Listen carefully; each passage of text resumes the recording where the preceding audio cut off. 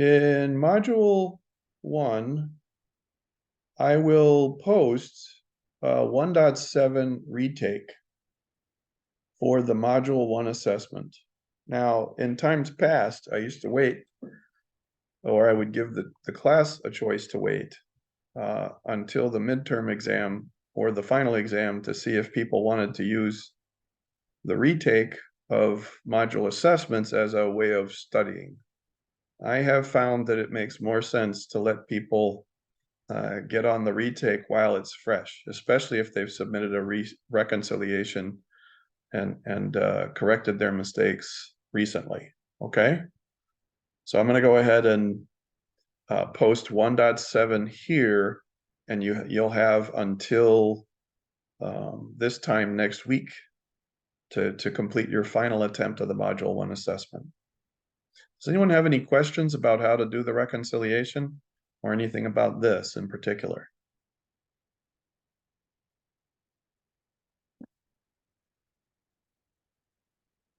Remember that we dropped the lowest assessment score. So after you finish the assessment retake, we take whichever score is highest and we keep that, but I manually enter a 0 with a comment. So at that point, you'll be able to click on My Grades and then take total earned and divide by total possible. Did we mention this before in a previous class?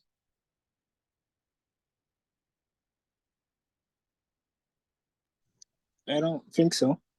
Okay. So if you go into My Grades at the end of each module, what you'll see after we finish posting the scores for the credit for other submissions, by the time you complete the final attempt of your module 1 assessment, the retake, what we'll do is tally up the total that you've earned, and there will be a value here that's listed for total possible. It won't be 100, but it'll be another value here. So let's pretend that you got a 16 total earned, and the total possible was 20. If you divide the total earned by the total possible, and we're using 16 as an example here, and then you multiply by 100, that's the percent of your average in the course. So that would be an 80% for the course, or a B minus. Any questions about that? Does that help? You can track how you're doing at the end of each module that way. What we want to do now is take a closer look at module 2. So today we begin module 2, concepts and methods. And one of the things we want to do is to dive right into our virtual machine and start working with data in a Linux environment. So we want to explore a different computing environment, and one that's commonly used for scientific computing because it's freely available at no cost. So Linux is an open source environment. And one of the things that we want to make sure of is how to plan and prepare to work with data, right? So setting the stage, as you start to work with data, you can use basic Linux commands to make your life a whole lot easier. And we also want you to learn some essential Linux, Excel, and Access methods. So you're going to create a new database, and we're going to calculate or simulate some trends, and we're going to use terminal commands in the Linux environment to prepare data for use, right? So that everything's easier. So one thing I'd like to do before we start is to get into the virtual machine and just work some basic maintenance, okay? One of the things that you should do before you arrange constant data elements as anchors, or you start preparing the data with Linux commands, you'll find that computing environments are moving targets. What I mean by that is there are frequent updates to the applications and the operating system in every computing platform. And you've experienced this yourself. If you're on a Mac or you're in Windows, oftentimes there will be a little thing that barks at you that says, hey, you have some updates. Don't you want to install these? And I see some extra things that are running down here that could slow us down. So before I start my virtual machine, I'm going to turn off the running applications that I'm not using. If I have browsers open, like if I have Firefox and Chrome and Edge and they're all open, and either of those have many different tabs open, right? So, you have basic Linux commands, then you have the UVI environment, right? So you have My Campus Portal open. If you have more than a dozen tabs open, one of the things you should do before you start working with your virtual machine is what? Anyone?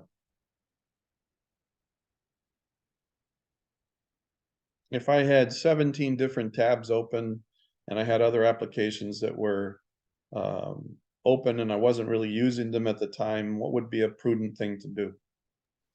Clear them. Yes, clear them. Exactly. I'm not using the calendar, so I don't want to spend a lot of downtime. If you have your system available and you're joining this session from your laptop and you can open up your virtual machine, I would recommend you do that with me, okay?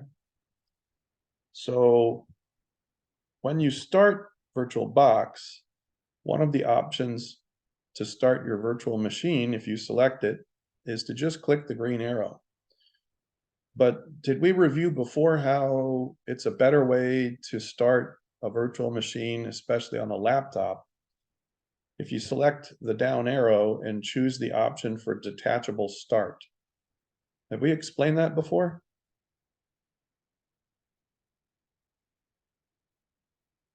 Yeah. Okay. I'm glad to hear that. So to summarize, when you're starting a virtual machine and you're using a laptop, there are power management features, and sometimes those can wreak havoc when you're just trying to, if you're not doing other things and you're in the virtual machine, the rest of your Windows machine may think you're asleep. What you don't want is for this thing to trigger like some kind of hibernation or sleep mode.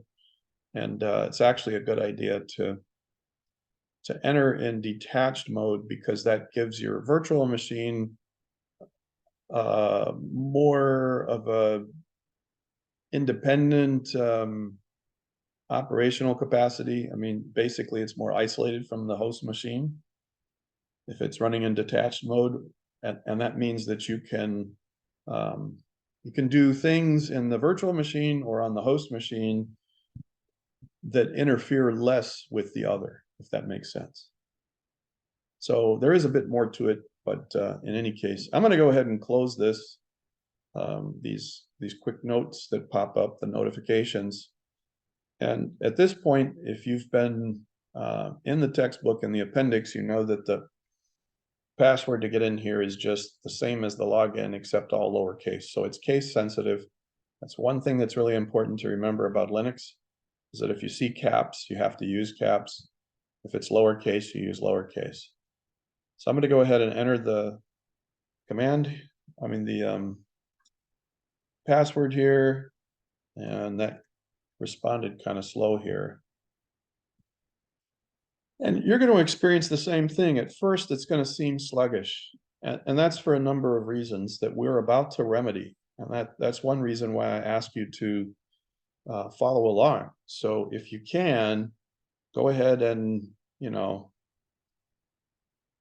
thin out the running applications and get this started. You'll notice that there's a disk showing, and you should also see that on your screen. But if you don't, the easy way to ensure that it'll appear here is to go to the Devices menu and select Insert Guest Editions CD image. Now, when you do that, what you're doing is applying the extension pack. When we downloaded VirtualBox and we set up the VirtualBox manager, we also installed the extension pack.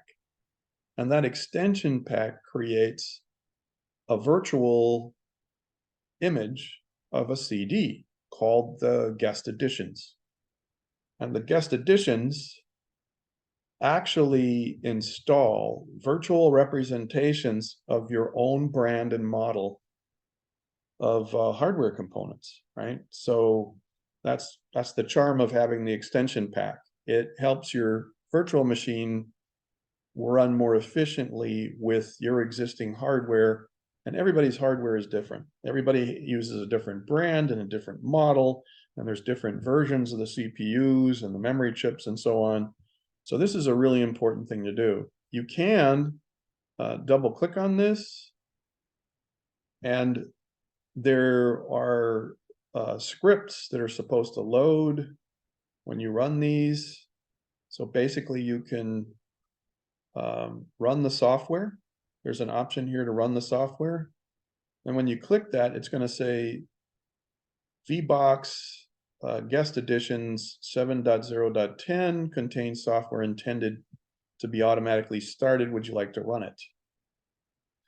Now, it goes without saying that we're all assuming, the assumption is that everybody is using the latest version of Windows and the latest version of VirtualBox. So before you start working on basic maintenance for your virtual machine so that your Linux commands work reliably, one thing you should be sure to do, and you did this already. In Module 1, you had optimizing your personal technology. But did you know, since we finished that assignment, there was a new version of Windows that came out? Is anyone aware of that? Are you aware of that?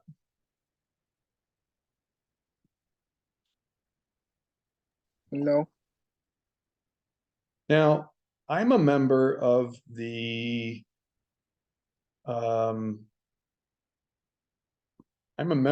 program that lets you get previews of new operating systems, right? And so I get a hold of new releases, and there's a new release of the operating system called 23H2. Yours probably reads 22H2 if you're in Windows 11, or it could read 22H2 if you're in Windows 10. But regardless, what you want to do is go to Windows Update, and you always want to get this out of the way before you start working in the virtual machine. Put another way, it's kind of bad karma for the host machine to be running updates at the same time you're working on maintaining your virtual machine. Because the virtual machine runs on the host machine, the physical machine. If you're running updates on the physical machine and it requires changes in the drivers or the reboot, even if you're doing this measure right here to implement the special drivers, what good would it do if you went through this and then, oh, the updates weren't posted, so there's all kinds of extra stuff in here. Now, you'll notice here it says cumulative update for the .NET framework, and then there's a malicious software removal tool, and then there's something about antivirus. That's not the kernel of my operating system in particular, so I can leave this running in the background and probably not have an issue, because that has to do with some developer platforms that I'm using, but that doesn't affect, in general, that doesn't affect virtual machines that are running on the system inside it. Or, I don't have a programming environment open right now, so in order to run my virtual machine. Does that make sense? I mean, wouldn't it be different if I had a programming environment open to run my virtual machine, then that would be, you know, if I was working prototypes, if I was part of a development team. So you just want to take stock in that, and you want to make sure that's out of the way. You also want to make sure you have the latest version of VirtualBox. Because if you're not using the latest version of VirtualBox, the moment you install the guest editions, that's based on the current version you have loaded on your machine. And if you find out when you check for updates, oh my goodness, there's a new version. Then you've gone through the trouble of loading the old version of the virtual drivers through guest editions.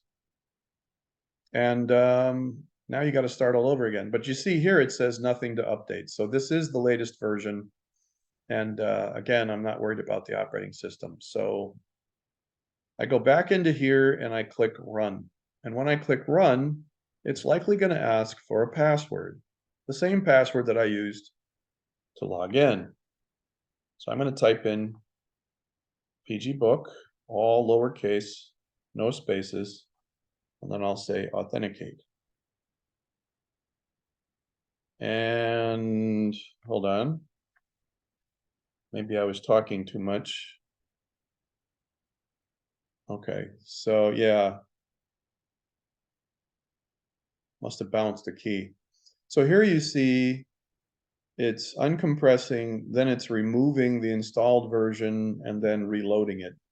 So this script is actually pretty basic, and you see here it's the same version that it's unloading and reloading.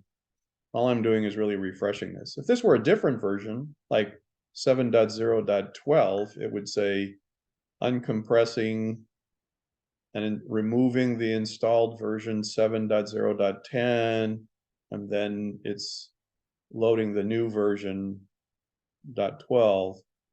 You just want to make sure that's done. Did I show you how to adjust the display on your virtual machine? Did we cover that in the previous class?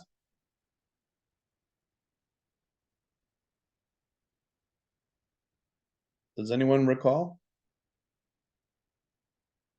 Could someone unmute your microphone and just let me know that you're still with us? What was the question? The question is, does anyone recall if in a previous class we talked about how to adjust the size of the display in the virtual machine? No, we didn't. We didn't? No, I don't remember us talking about this. Ah. Does everyone see what's just popped up on my screen? Yeah. So evidently the .NET update does want to reboot, but I have a choice. I'm going to say not now. If I was updating the actual operating system, I wouldn't wait. I would go ahead and reboot before I continued. So I'm going to press return to close this window.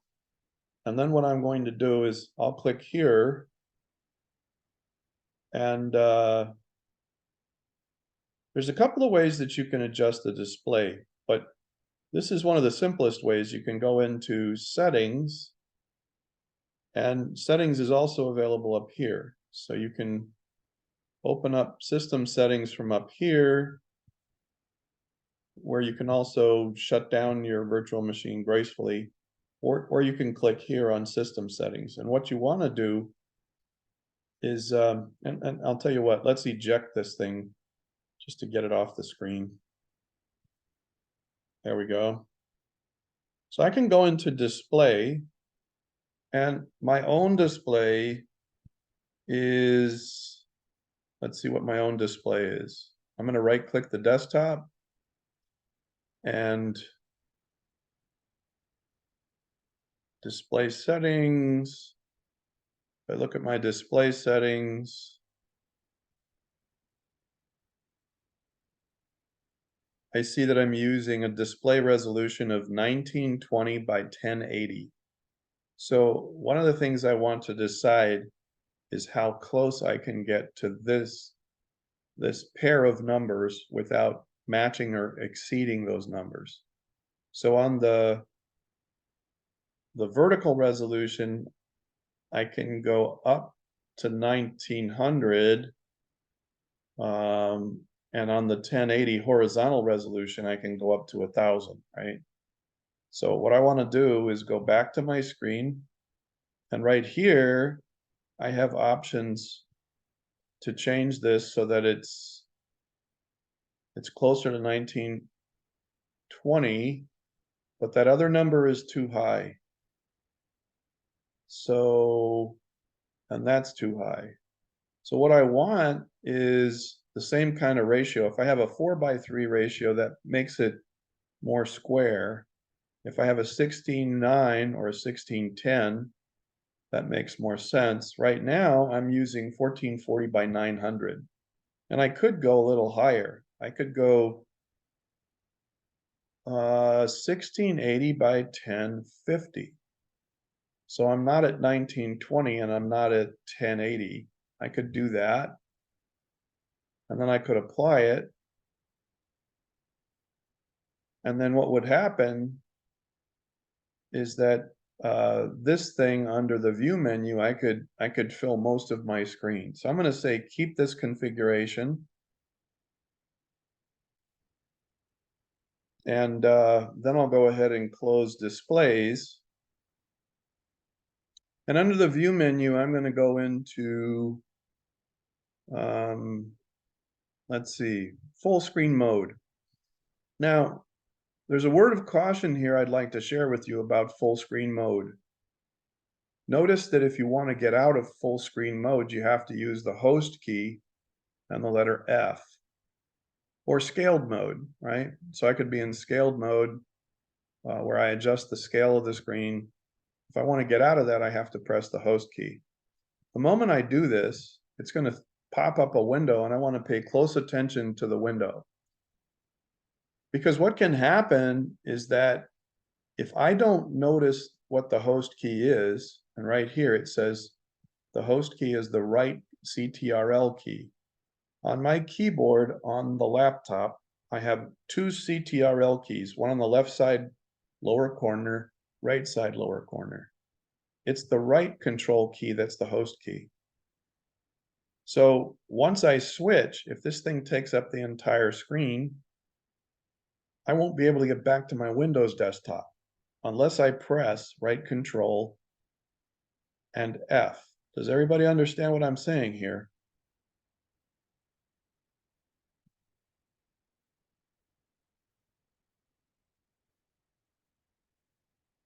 Can you still see the screen? Yes. And what kind of Windows desktop do you see right now? Not really any, right? Yeah. Yeah. So how the heck do I get back to that? Well, I want you to notice on yours, there may be this little ribbon down at the bottom. It's a context menu, and you can go to View, and you can manually select going back, like to scaled mode. And all right, so originally the window was that small when we first installed the virtual machine. And if I drag it, I can get a different view, but that doesn't necessarily change the resolution. I want to get out of scaled mode, so I'm going to use the right control key and the C, and now I'm close to getting back to full screen, right? So if I go back to view full screen, I can hold down the right CTRL key and F, and I'm back to a screen where I can minimize.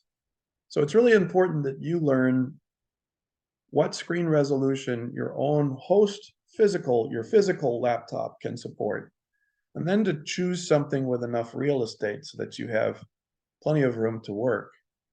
When you open your terminal prompt, what you're going to want to do is change the size of the font and the amount of real estate that you you allow for this. One of the first things that you need to do once your virtual machine is running, and maybe we should hold off a second and ask if there are any questions at this point.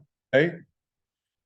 One of the first things we want to do is to update your virtual machine. So you know how to update Windows. You go to the start menu, and then you pull up settings, and then you find Windows Update, and you click update. And that's how you trigger an update on your system.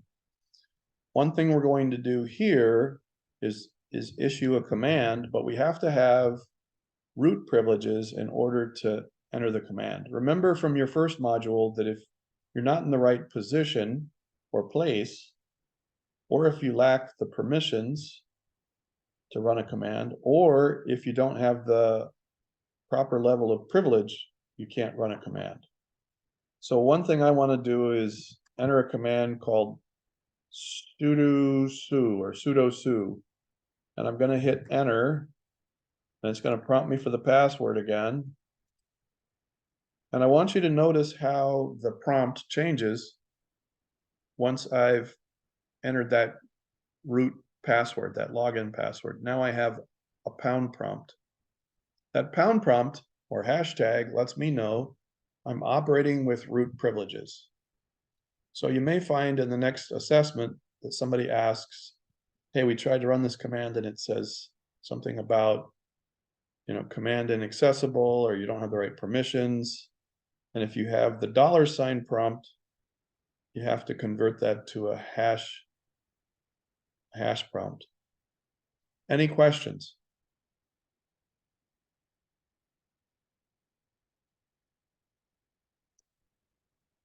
There's a command called apt-get. And when you use apt-get, it's a shorthand, and basically what you're doing is getting application updates or system updates. And what we want to do is update the catalog before we upgrade the system. So we're going to apt-get update. And I'm also going to use the $& so that I can run another command as soon as update is finished. So I'm going to repeat the command, apt-get upgrade. So the first command is apt-get update, and then there's a pair of ampersands, and that lets me list another command, apt-get upgrade. And if I hit enter at this point, I should see some things start to happen. Now, if it doesn't happen, that could mean that you don't have connectivity to the internet. And one of the things that you can do to resolve that is to go to machine settings and change your network from NAT to bridged, or from bridged to NAT. So if it's bridged, you can change it to NAT. If it's NAT, you can change to bridged. And oftentimes, if you just run the command again, you'll get to this point. You'll know you're in the right place when you see that there are going to be some applications that need to be upgraded, and you're going to answer or respond with a capital letter Y and hit enter, and then this is going to run.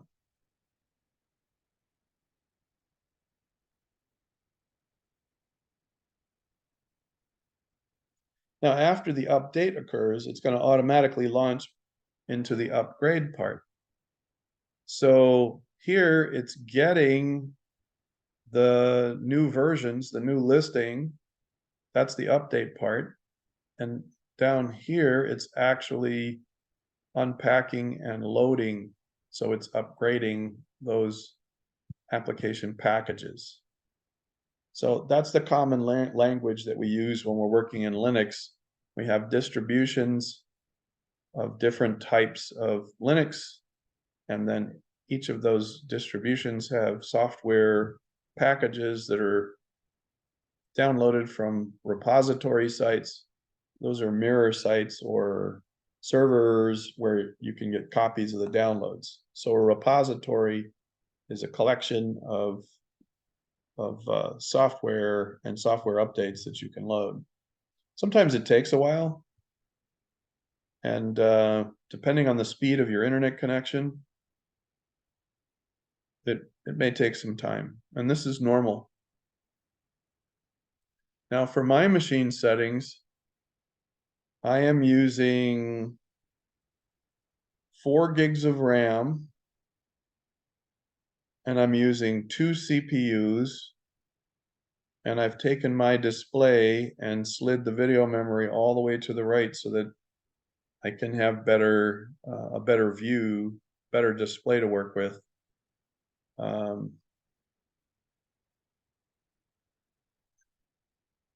I want to see if there are other applications that I could update, or if there's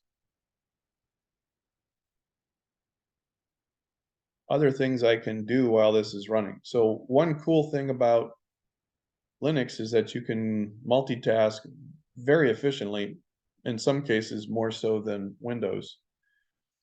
And so you can run multiple terminals that are doing separate commands. Same time you're browsing. I'm going to say make Firefox my default. And I just want to see if this thing is working right. So I'm going to go to YouTube. I won't import the passwords or choose a look with a theme. Let's just go to YouTube. You have a pretty good idea that the guest editions CD that was loaded was working well if you can play a YouTube video. So this isn't a bad thing to do.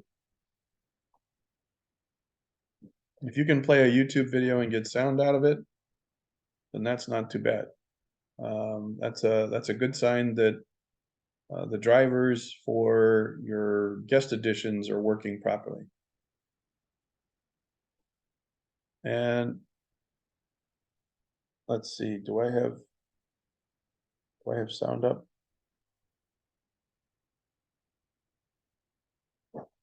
Yeah, I'm not getting any sound right now, but that could be because I need to do some things with the settings with the sound option. So it's not a bad thing to test to see if your sound is working. And it could be that it's not working because some updates had to finish posting. So what would you recommend I do after this finishes? I'm back at the pound prompt, so the command ran. What do you think you should do next?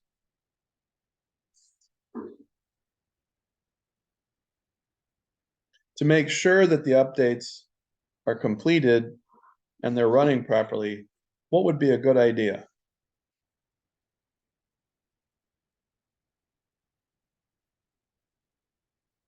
Hello?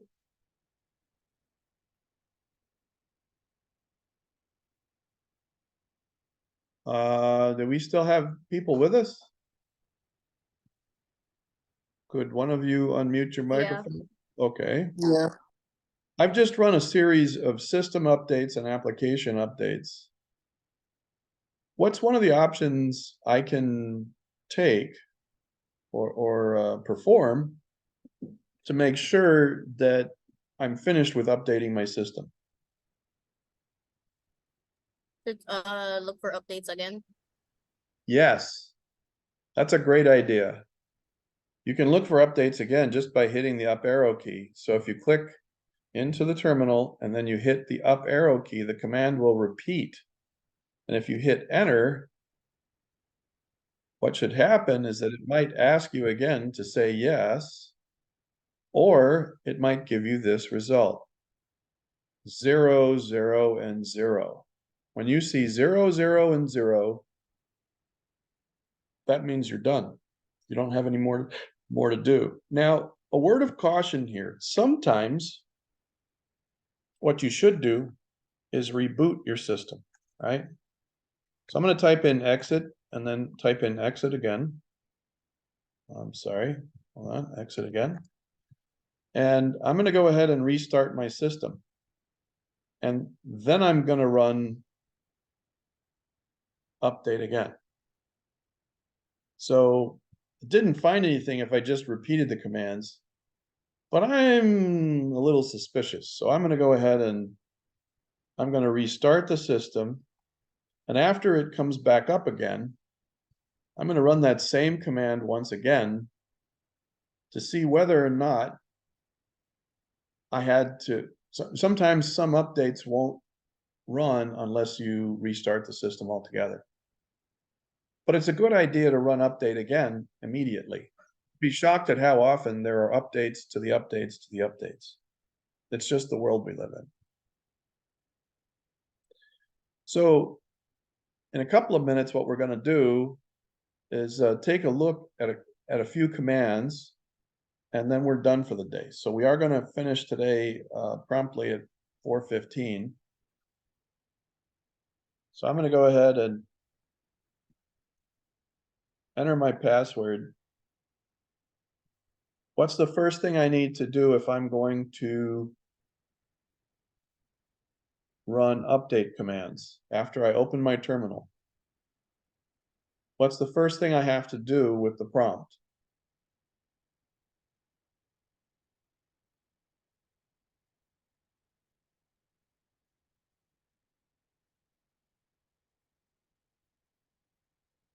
Can I run my update command from here and it'll work reliably? Yes or no?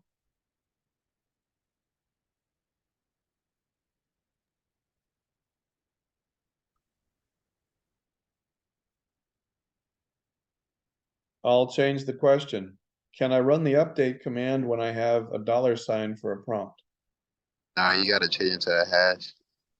We got to change it to a root privilege or an administrative privilege level. So I'm going to enter the command sudo su, and it's going to ask me to enter my password again.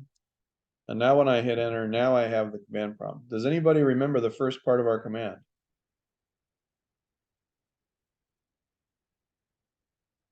No, I don't. So I'm going to go to, I'm going to go to applications, and I'm going to get the updates. And I want the catalogs or the listing to be updated to new versions. And then I'm going to add the command to upgrade anything that it finds. So this is going to find the new versions, and then this is going to apply the new versions. That's what we're doing here.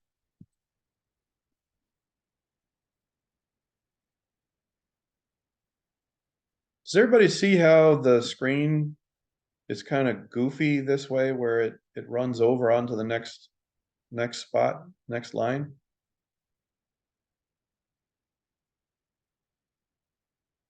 If you widen the terminal window, it's easier to read, yeah? Yep. Everyone see that? Yes. Yes. Now I get 0 upgraded, 0 newly installed, and 0 to remove. So I know that this virtual machine is up to date now. And I do have some graphical tools, so I can work in the graphical environment. I'm going to close the terminal. I could use like a file explorer type app. But I think what we want to do is take a look at both. So here I am in the home directory, and home has a specific path for each user. In this case, what I want to do is open the terminal, and you'll notice it says pgbook at pgbookvm. So the name of the computer is pgbookvm. If I go and look up the name of this virtual machine, that's what it is. And my login was pgbook. So it reads like an email address.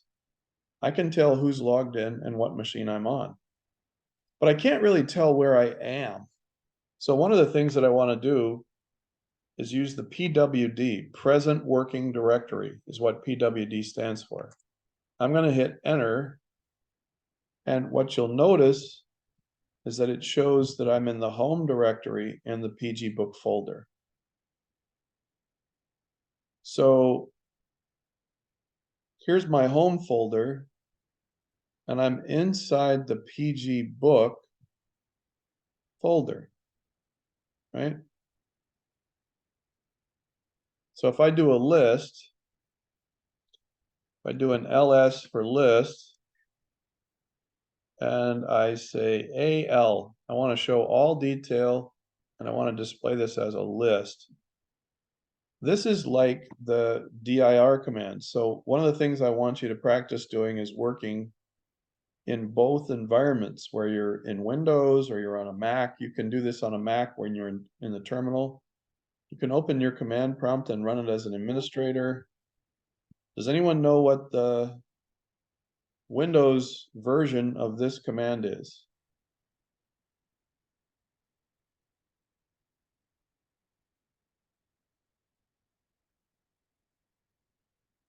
If I want a listing, what I want is a directory of the file I'm in, the folder I'm in. So if I hit dir, I get a crazy amount of detail, and that's not easy to read. So what I'm going to do is use dir with a /p for pause. That's going to give me a screen at a time. Okay, that's in Windows. Now, what do I do in Linux? Well, again, I have some gibberish on the screen. That's not the best way to operate. I'm going to quit this for the time being.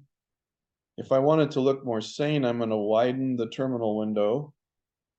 And one of the things that I want you to understand is the view that you get from list AL.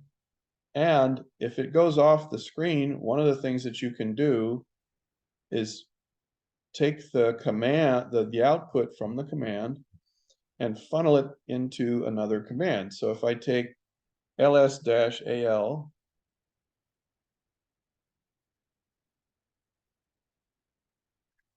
and then I use the pipe symbol, which is the shift \, and then I use the word more. Now I get a screen at a time, just like I do when I'm using directory /p, right? So I can press any key to continue. I get a new screen, a new screen, a new screen, a new screen. And right here, I get a new screen, and so on, right? If I hit enter, I get one line at a time. So this is actually pretty decent. I'll hit the up arrow command to repeat the command again.